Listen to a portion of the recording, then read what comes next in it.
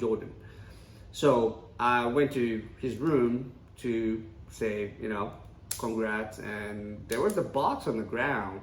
He was teaching anatomy, and he was like old skeleton on the ground in a box. Like, what are you gonna do with that? It's like, no, I ordered new ones, so I don't need those ones. I'm gonna toss it. It's like, can I have those? So basically, I used those as a template. So I put the orthoplast on top and copy it. Okay, so I made the model. So that's how I did it. All right. So, but the spring tension part was the hard part. Okay, so I had to figure it out. So what can I use to create the tension, right? So I was like, like thick plastic, rubber band, like bike tire tube, maybe not. And then I was like, spring. All right. Well, even though I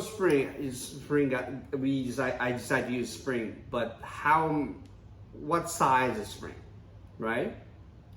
The length, yeah, and how many springs you're gonna use, okay? And then, how you gonna attach the spring to the bone, right?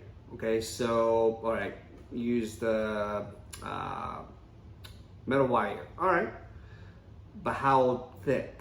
You don't want to use thick one because it's not flexible. So you got to be flexible enough, but also strong enough. All right. Then how many wires? Okay, and where are you gonna attach to? Right? I mean, there's so many trials, mistakes, or failure trials. Yeah, I did that. And yes, I used alcohol. I mean, sometimes, not sometimes, like when you're sober, somehow, back of your head said, no, it's not gonna work. Don't even try it. Why you do that? It's not gonna work. Well, when you're drunk, like, I got nothing to lose. Screw it. So then it worked. So then finally I got approved the shoulder dislocation later, and that was one hurdle. And then next hurdle would be I had to find somebody to make one, right? So I had to find a manufacturer. So I searched it, and then every time when I had a break on my work, and like I have a list. Okay, I'm gonna send an email to this number of people. Make a phone calls, like you're looking for a job, basically.